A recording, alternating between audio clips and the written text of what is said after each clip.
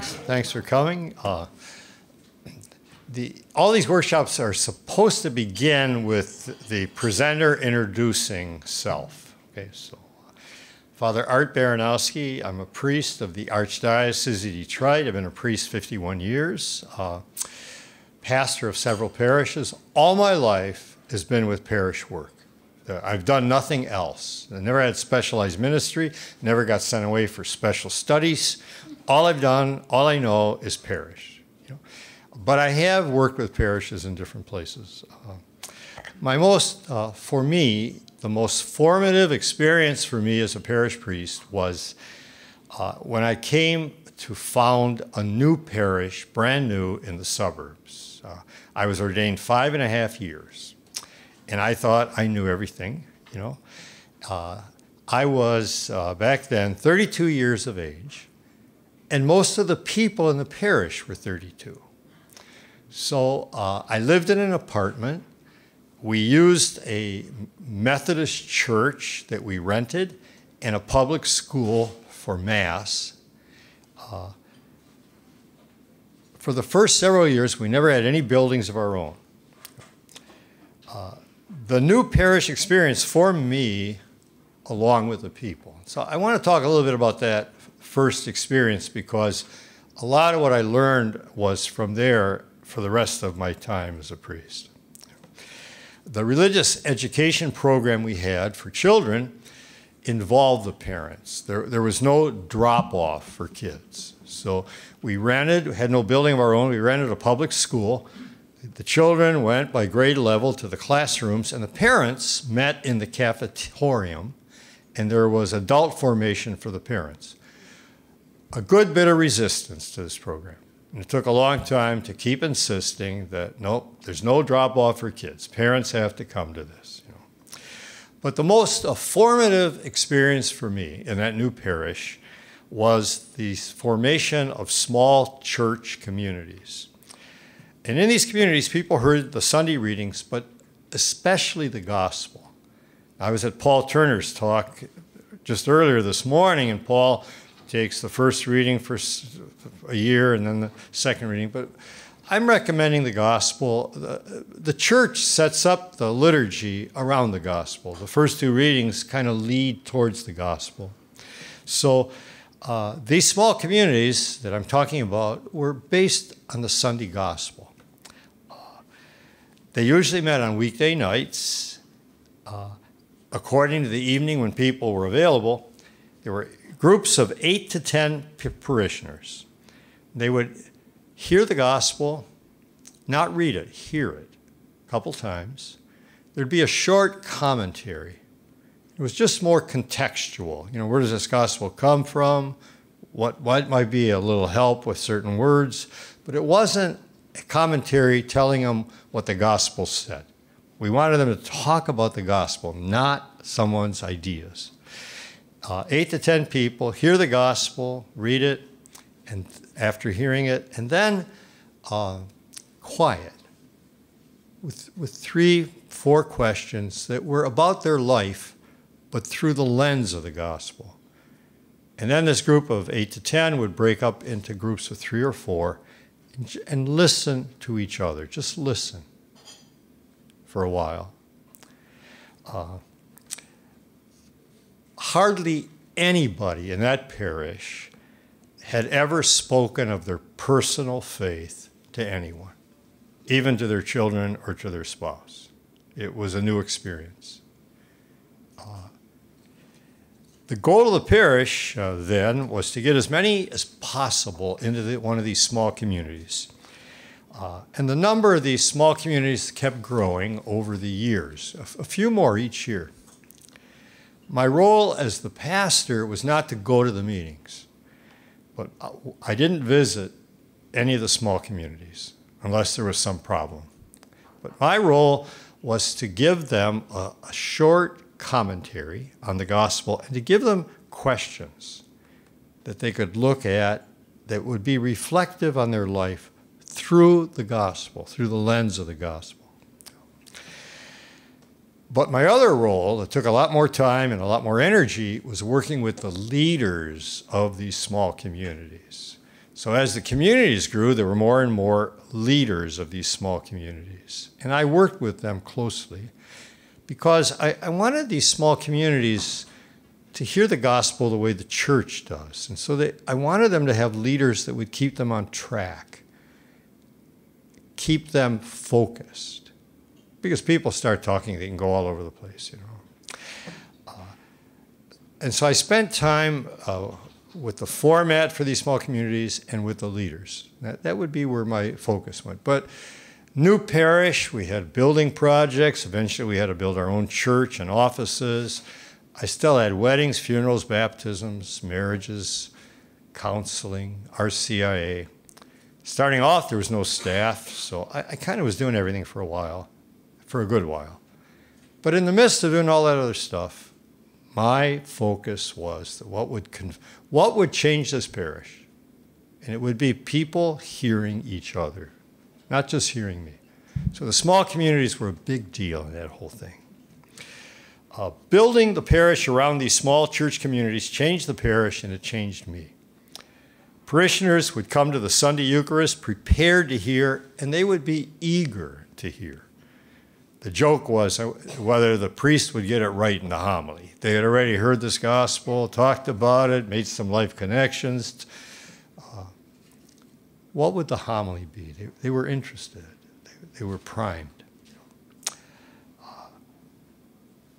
But the other thing that happened is that people began to see that the scriptures of the church could form them for the rest of the week.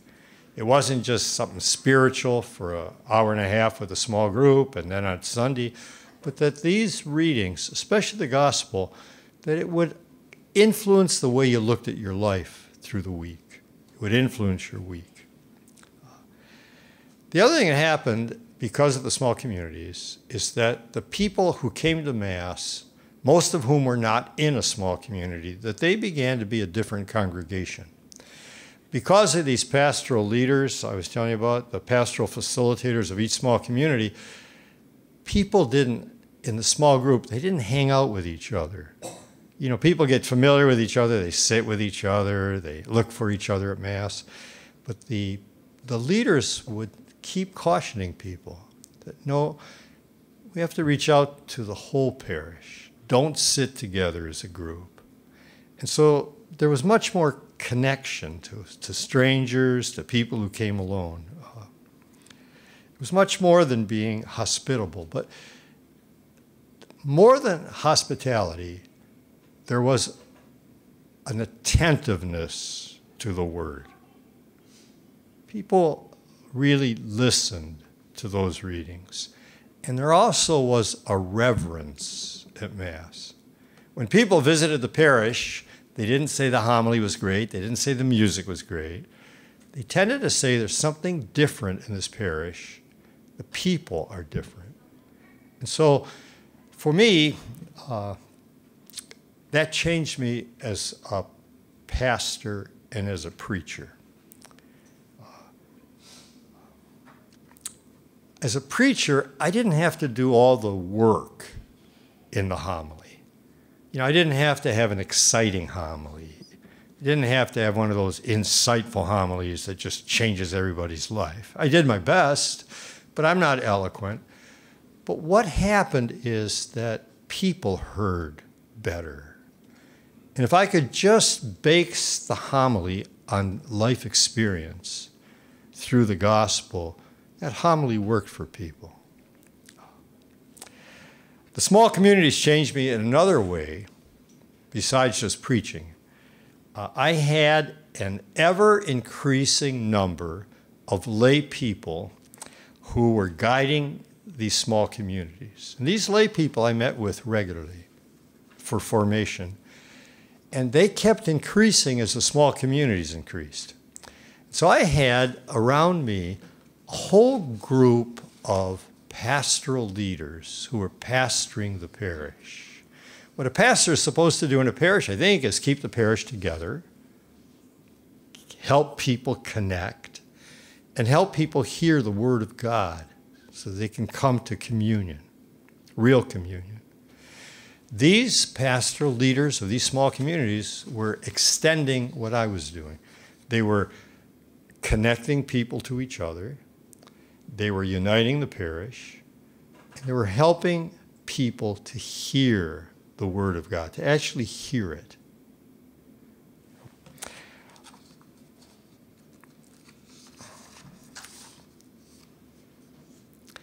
We call them pastoral facilitators. Well, it was the term we used for the leaders of the small communities. The word facilitator was because they would make the meetings easy. They would help people hear each other. They would follow the format. They would stick true to the time. But they were pastoral because they were connecting the parish. These small communities were like a web or a network of the parish. I had a solid group, probably 45 men and women, spiritual leaders working with me. That changed my time from then on as a priest, that I would never have to pastor a parish by myself, tough it out by myself. I had 45, might have been close to 50 from that parish by the time I left, 10 and a half years. 50 people who had a vision for church, 50 people who were spiritually connected to the scriptures, especially the gospel, and with whom I work closely. And they helped lead this parish. And that would be a model I would keep the rest of my life, that I would never have to do this alone, tough it out alone. And I'm thinking nowadays with pastors getting more and more parishes, with the mergers, I think a lot of guys feel like they're doing this alone. They're toughing it out alone. It's all on me. Maybe I got a good staff. What do you do in a poor parish where you can't afford staff?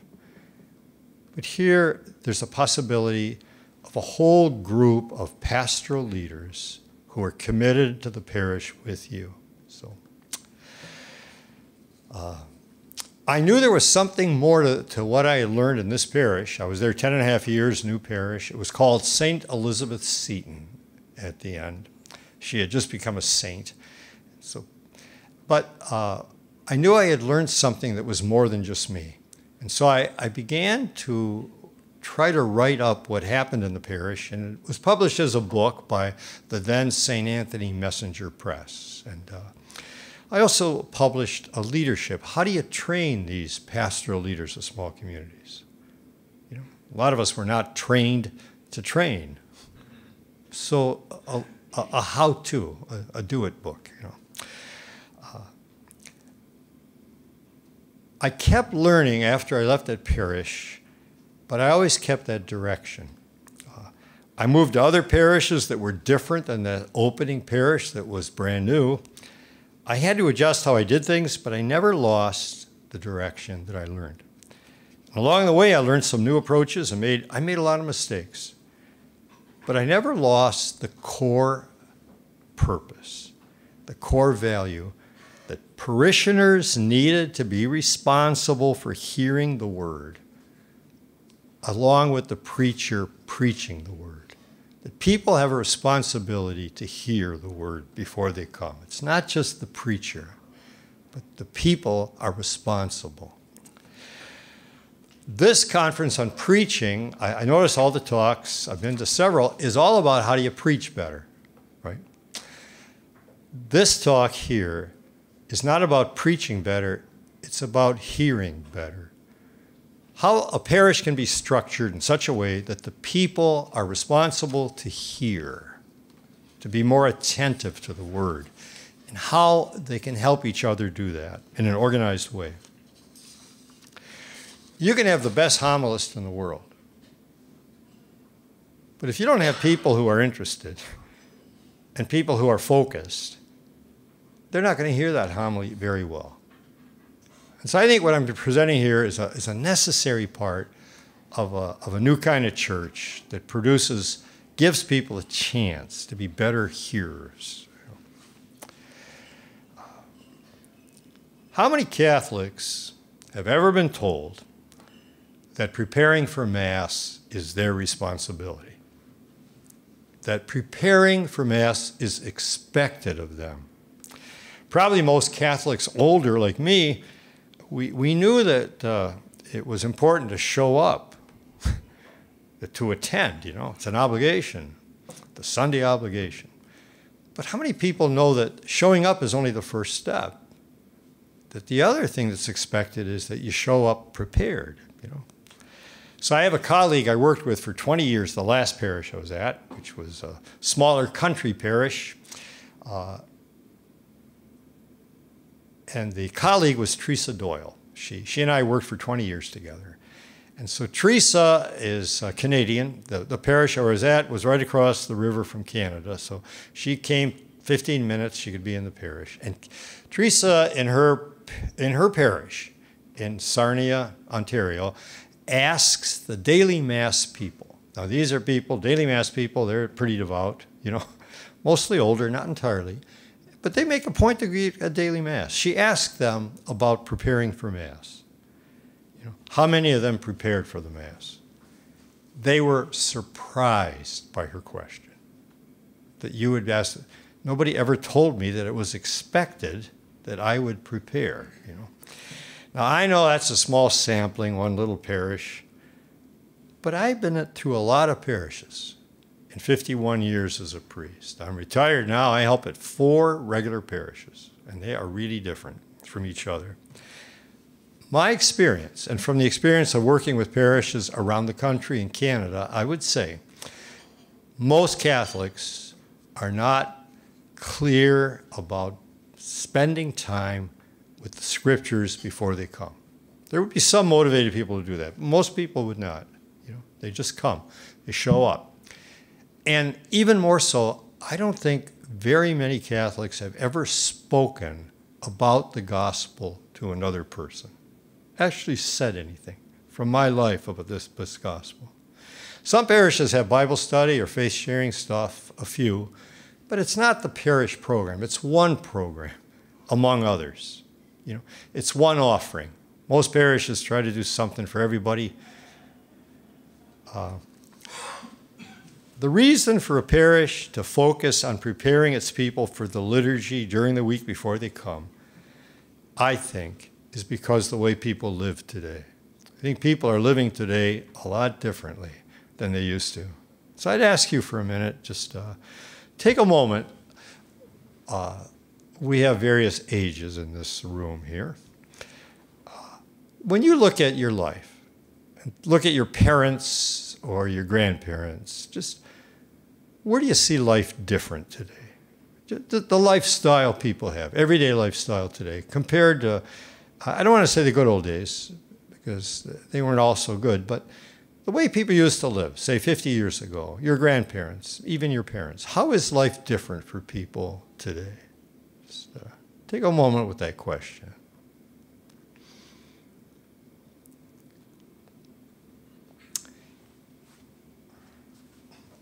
Any takers? Just talk out. My impression is that people feel consumed by their work if they have work. And when I talk to somebody about participating in something during the week or on the weekends, it's just, there's no time.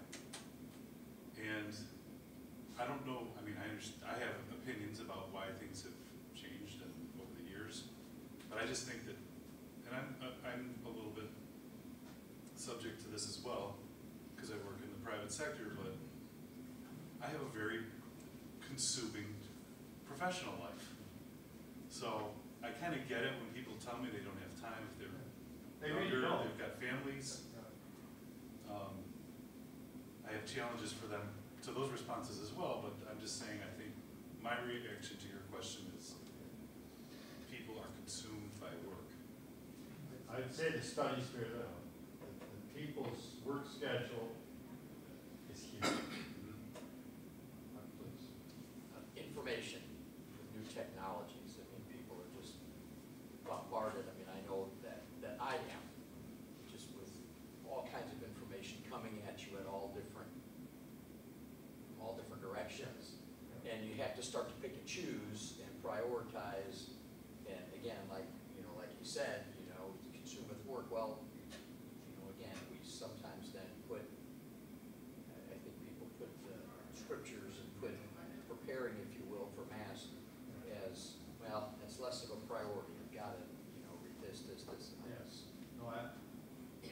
constant information, continual, at our fingertips. There you go. What I hear from, I'm the wife of a deacon, and so a lot of times the wives of the parish will come and talk to me about their struggles. And what they're telling me is, well, I don't have time because of sports. These sports, these travel teams, and they're all ramming their kids into these because they're being promised college scholarships, which I don't even know if these materialize after time. But they're just consumed by these travel teams, and we have to travel every weekend. We can't make it to church, much less read before we go. Yeah, interesting you said sports, children's sports. Yes, correct. Kids are as busy as these adults who are work consumed. And young people have stuff coming at them more so than even, certainly more than my generation. So every age group, it's kids, a little on. One grandmother says to me, none of my grandchildren are in unorganized sports. Everybody's organized. And accelerated too. Accelerated is the word. My son's taking AP classes in high school. These are college level classes. Everything is accelerating. Yeah. It's a crazy world. Stress. Yeah. Tons of stress is big. All the studies are bearing out what you say, by the way. Every sociological study, people are much stressed by the pace of life and also by being consumed with work and by stuff coming at them all the time. It's hard to focus. Just like when I was growing up, I can remember it was a big deal. There was a fourth TV channel coming out. You know, there was like ABC, NBC, CBS, and then Fox, this Yes. new channel, Fox. And now, hundreds of channels. I mean, just Yes. Yeah. I think going along with what you said, you know, the home life is so much different. I mean, again, growing up, I can remember, you know, you have to be home 6 o'clock, because that's when the family dinner is. Yeah. And, you know, and I look at my kids and grandkids now, and if they eat a meal together, it's unusual. Yeah. Because, again, people are going here and there, Yeah. and so we've lost that kind of dynamic of getting together, just seeing each other across the table. Yeah, I appreciate all of this. I'm going to move on. The point, go one more, sure. Well, to pull it back into a generational thing in the church, specifically with preaching, my grandparents were very devout, didn't care about the preaching because they were saying the rosary. And my parents were okay about the preaching as long as it was short. And then my own kids will actually leave the denomination to seek out good preaching. So I don't know if that's unique to our family, but It's not. very interesting, the metamorphosis for, I don't need it, I have my rosary and the Eucharist too. It's okay if you have it, keep it short. And then what we did is which my parents thought was just ridiculous, we shopped for a good Catholic church that had good preaching and good music. And they couldn't understand how that was legal, because they thought, they thought we were gonna be excommunicated. Whereas my kids, they're gonna go to good preaching in a big box if that's where they In any church or no church. Right. The knowns, I don't know if that's a statistic, but 40+% of young people would be known as the nuns. They're no denomination, and they'll go anywhere or nowhere. And they do not stay with the church of their parents, which we certainly would. I want even under coercion. threat. I just want to say the reason to look at the culture is that it impedes how people can hear. And the point I'd like to make is the parish really has to look at being different because people's lives are so different that we have to change the parish itself. And so I'm going to belabor this a little bit. I don't have any IT stuff here. I'm going to just give you the old-fashioned handout.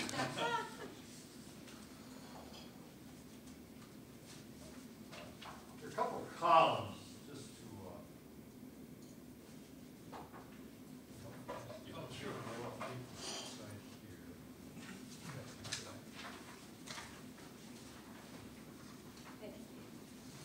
Got one of these for the video thing?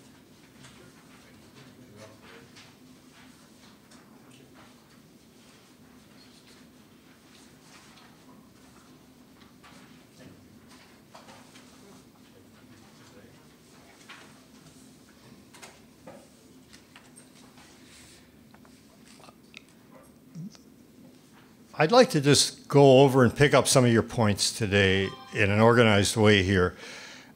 The present culture people live in is like the air we breathe. It's all-encompassing. The church culture seems puny compared to it, but they're oppositional in many ways. And the church really doesn't see the way the world sees, the culture sees. And so just to pick up on a few of the columns, but the two contrasting columns are trying to make a point that the way the culture is forming the thinking of people is sometimes very opposite to what the church sees. And so it's not just busyness, but it's a whole lifestyle. For those first three things, people feel they're on their own in the culture, that what you are, you make yourself. You're responsible for who you are. It's up to you. For a believer, God directs a person's life. I mean, God gives us our humanity and not just creates us, but he's creating us moment by moment. That God's creating me right now. And that my life comes from somewhere besides me. It's not just what I make it. The thing about inattentive, unfocused, fractured consciousness, people have a hard time focusing today. I think our whole culture is ADD. You know, it's hard to stay with something. That phrase there on the church column, the fourth one, a long, loving look at the real, that's from this Father McNamara. He's a Carmelite, but it's a famous kind of phrase. For a spiritual person, you have to look at something or someone, and you have to look at them and spend time looking at them. And they're not just what I get out of you or how much money I can make or whether you're useful. But reality, you have to notice. With overextended people, the work thing, busy, constantly, on the move, we don't notice a lot. We don't notice nature. The parish I was at, the confirmation kids had a retreat. And part of the retreat, it was in a area outside, you know, more a wilderness area. The kids, they were ninth graders, were asked to go outside with no cell phone, iPad, iPhone, iPod. Just be quiet. And it was 20 minutes. Most of those kids said this was the longest silence they ever had, without some media thing. It was a new experience for most of those kids. And they're 14 or 15 years old. That is a world we live in. How can people really hear the Word of God when they're always programmed? You know. So moving on, the communal thing. People, Catholics, North American Catholics, we're very individualistic. We come to church as individuals. What I hear, the church is communal. The Word of God is addressed, first of all, to all of us. And if it's personal, and it is, but it's personal in and through a church. That's very different than the individualistic way Americans especially, but Canadians are really the same. It's very different, the church culture. Last stuff I'm picking up, just without going through these point by point.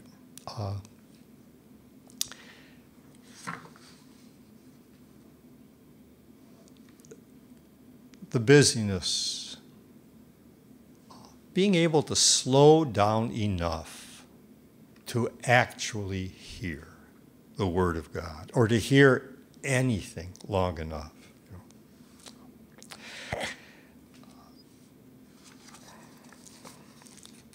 I'm not trying to be an old fuddy-duddy here and say, wasn't it great in the old days before we had indoor plumbing? But it was different. And the two columns, the whole purpose of these two columns is that I'm trying to make a case that the culture of the church, the parish culture, has to be stronger if people are going to hear the Word of God. It can't just be better preaching. The culture has to be different, you know.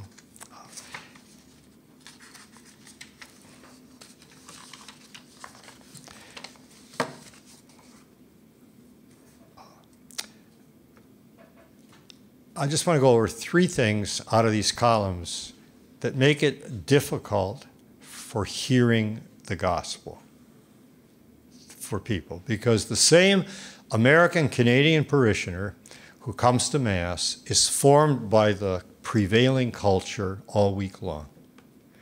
That culture is like the air we breathe. It forms our attitudes about everything. We don't even realize it.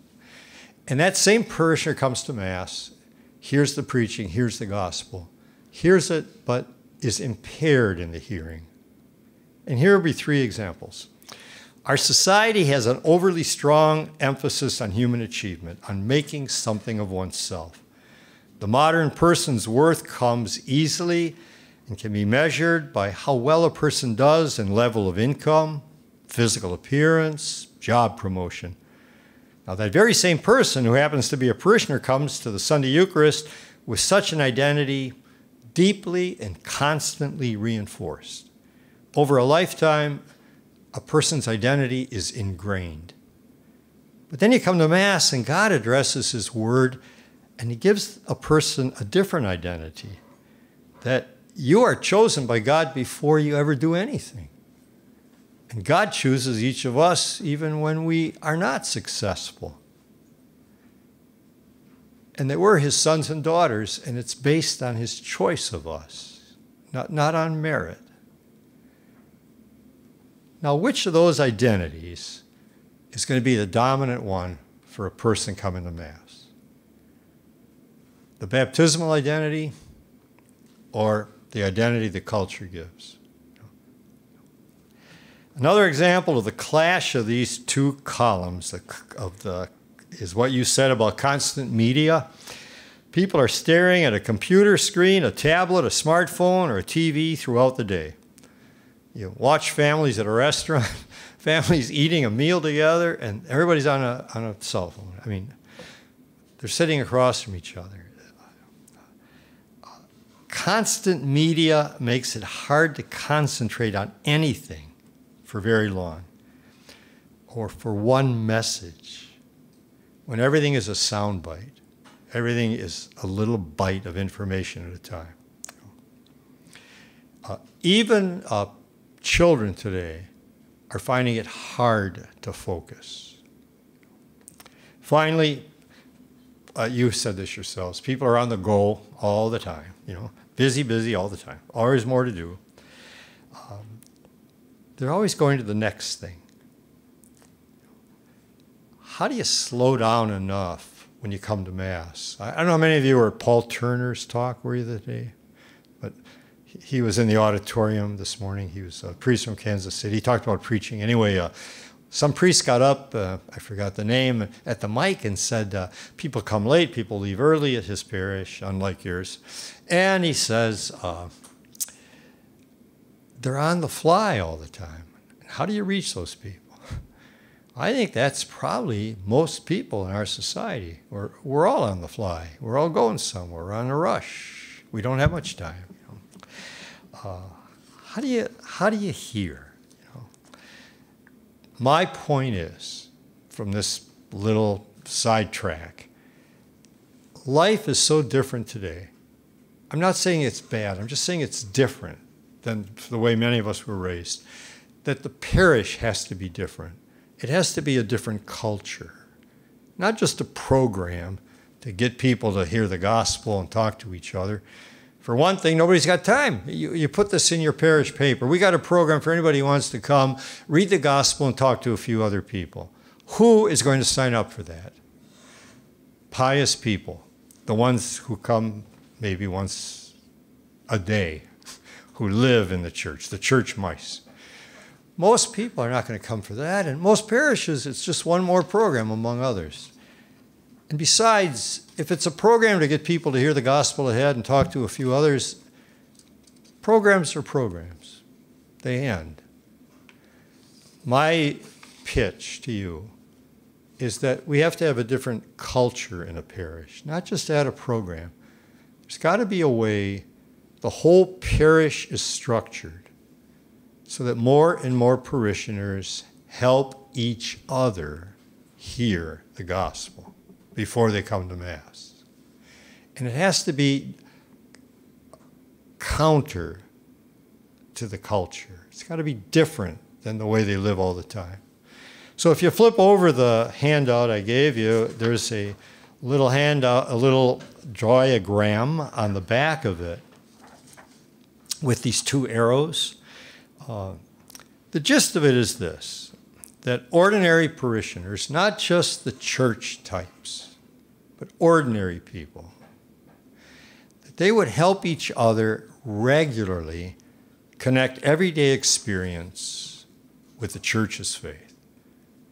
That they would do this regularly, that we'd be creating a different culture, a different way of parish. And there would be two ways this would happen. The arrows are pointing to the right. One, we would take the regular parish programs, already everything going on in the parish, and we would insert a way to hear the gospel for a few minutes.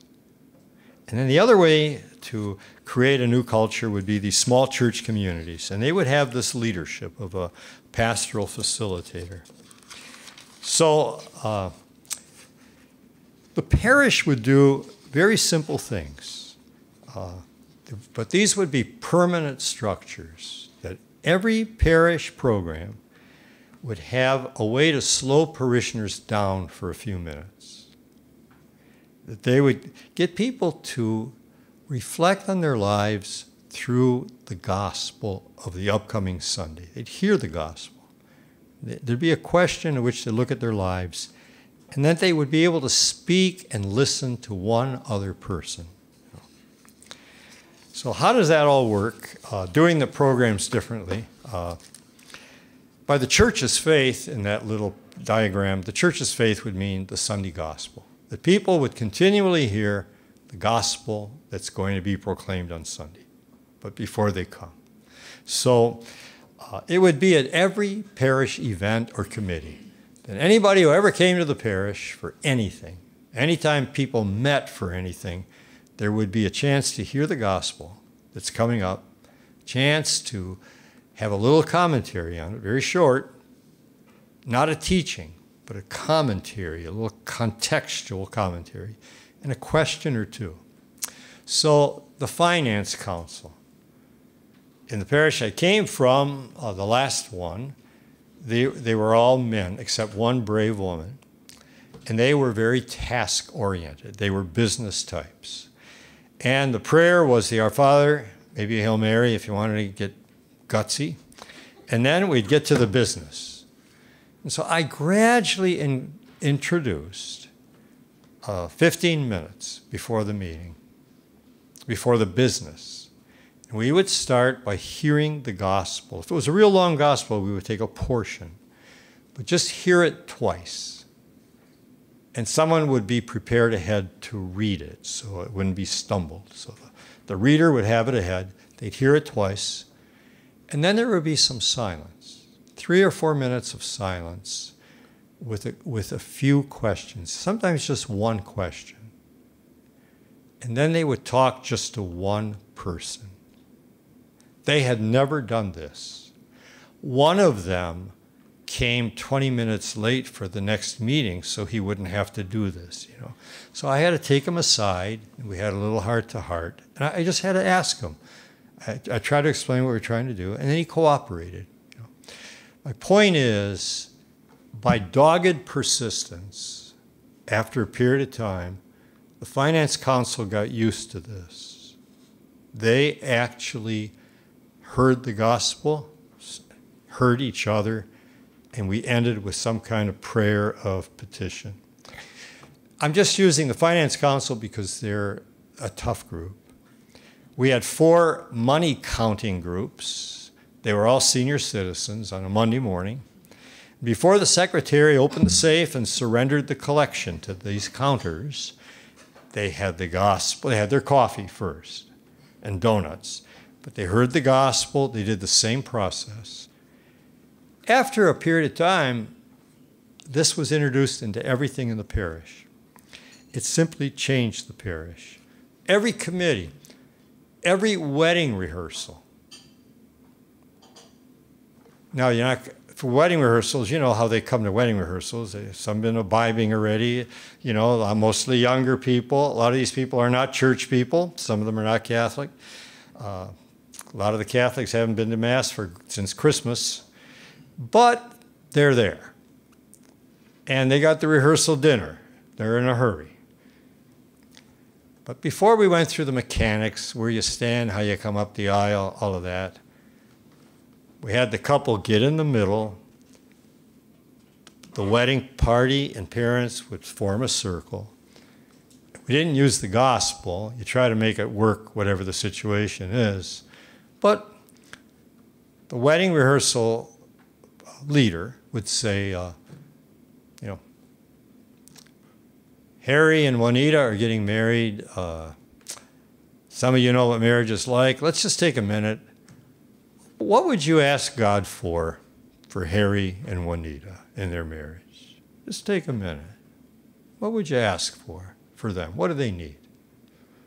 Tomorrow, there won't be time to do this. At the wedding, you know, it's videographers and pictures and gowns and tuxes and flowers and limos. But today, it's just us. So take a minute. What would you want for this couple?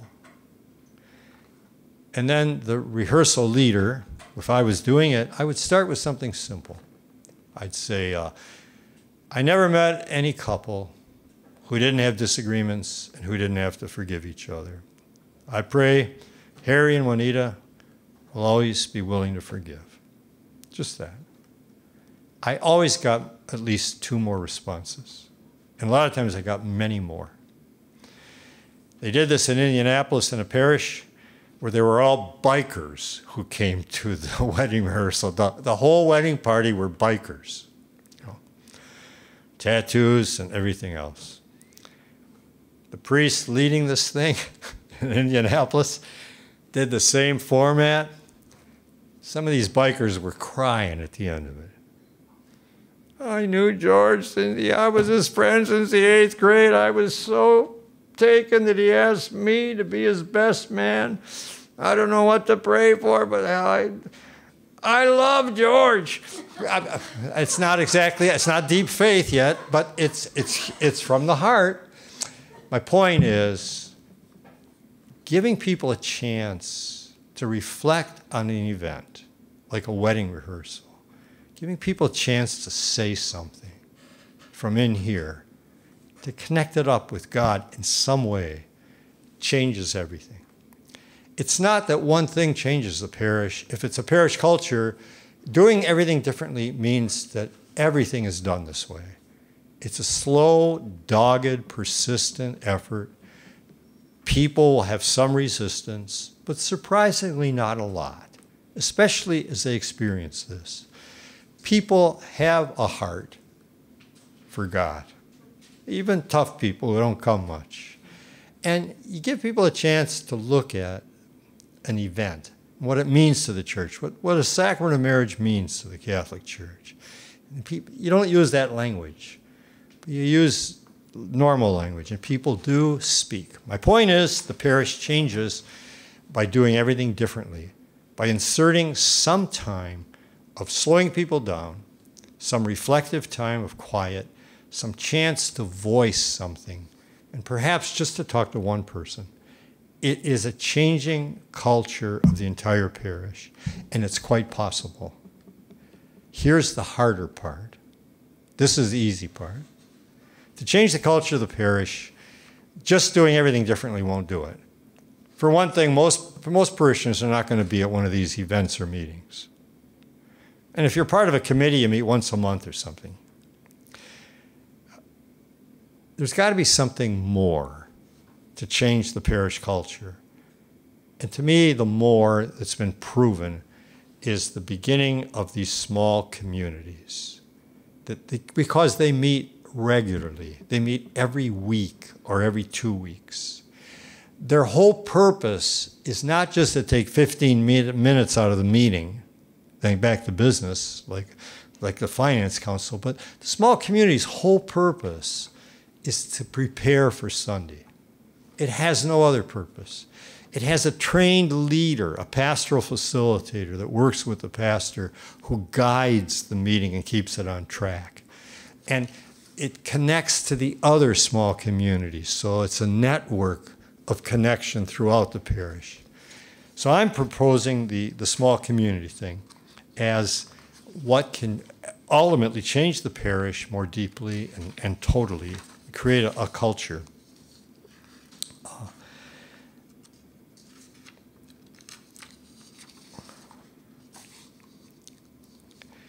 What changed the parish, in my experience, and with several pastors I'm working with in the country and Canada, is that people's awareness becomes different than the awareness they have with the culture. People actually begin to see that the scriptures of Sunday are a way to look at your life, that your life can be different because you see them through the lens, especially of the gospel. And that these little questions, life experience questions, through that gospel lens, that you can see things in a way you didn't before, and you make decisions differently than you did before. I just give you one example of a small group I'm in now. It's not a small church community. I have no say in a parish anymore since I'm retired. But I'm in a little group, and there's a young man in it. He's 30 years old. He just turned 30. Extremely busy. Third child on the way. He was not raised a Catholic. In fact, he said in our group, the first time I came to Mass, I freaked out. He's so strange to him. He was not raised in anything. But he's in the church, baptized, all the stuff now. He says, just a little more background. This young man has a job that is stressful. It's hard on him. They live in a trailer park because they had to declare bankruptcy. Their second child had all kinds of medical problems. They had no medical insurance, and it bankrupted them. And now his wife is pregnant again, and it's a difficult pregnancy. And so he's working and coming home from a stressful job, and he says this at our meeting. And his wife calls him on the phone, and he is tired and stressed and looking for downtime. And she is hyper. The pregnancy is extremely difficult for her, and she's got 2 little ones at home who are driving her crazy. And she gets on the phone as this guy's coming home and talks to him, and she's unloading.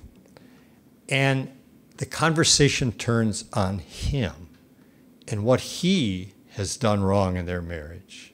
And a lot of this is where she's at in life. They have a good marriage, but she's unloading where she is. And he says to us in the little group, I want to just start yelling at her. I had a hard day too. Who do you think's supporting this family? What do you think my life is like? But he says it's because of the small community. And looking at this gospel, he says to our group, I just listened. And when I got home, I just went up to her and I held her. He says, I would never have done that before, this small community. That gospel helped a young man in a stressful marriage, a good marriage, but a stressful one, helped him do what the gospel's about. That would not have happened, I don't think, in a different way for him. Not as clearly. And the fact that he could say that to the group. I could regale you with stories over and over that I've heard how the small communities change people's perceptions. Their awareness changes because they're meeting week after week with the gospel. And each week they're hearing a gospel, another gospel, and it's applying to their life, and they're hearing other people, and they're having some quiet with it. It is an awareness change, and it's different than the awareness they get from the culture.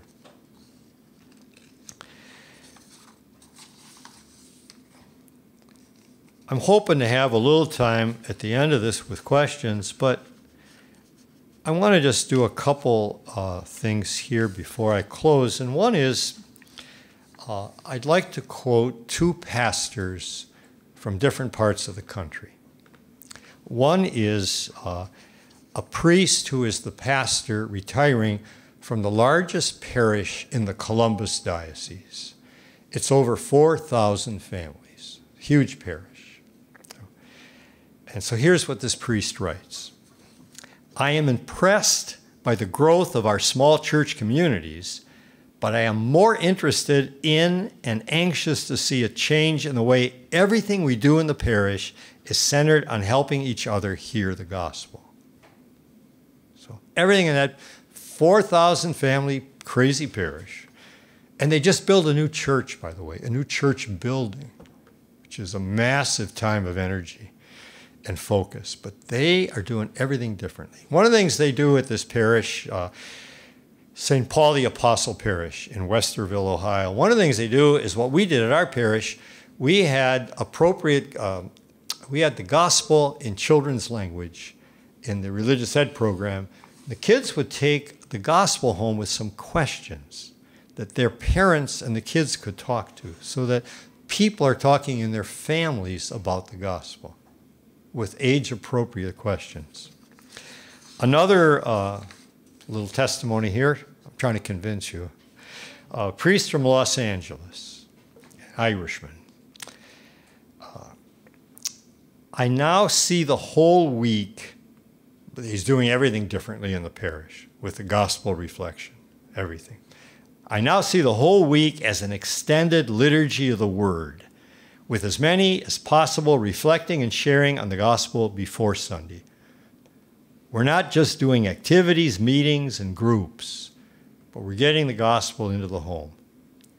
We have to get the word and practices of faith back into the home. So two priests, two different places. This is possible with different sized parishes. It doesn't require a certain kind of person. I have not covered a lot of questions that might be coming to you. I hope you have some questions.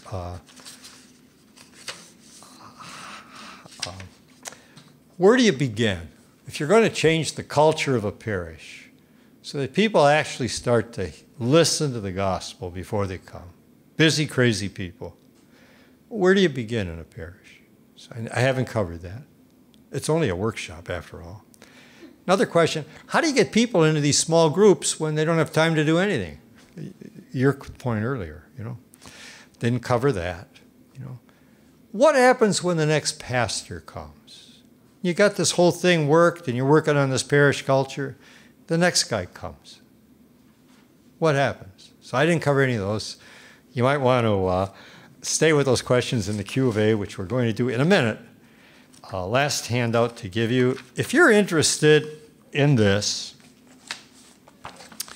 there's a book that is forthcoming. Teresa Doyle, whom I have mentioned already, is a co-worker, is the co-author of this book. It's about a parish structuring so that the Eucharist of Sunday is at the center of everything. That everything in the parish prepares people for that Sunday Eucharist. It's continually forming the parish. That book is forthcoming, and then with it is a little overview of the book. I also included my phone number and my email. If you'd like to ever talk about this, I firmly believe that the Catholic Church has to have a different kind of parish that would work for today, so that the Word of God can change people. And that it can't be dependent on the personality of the priest. The parish itself has to be different. People have to help each other. If I could ever help you in this, in any way, I'd be glad to. So anyway, this is a little blurb on the book, and maybe I'll leave it up here if you want it. So anyway, that's the formal part. So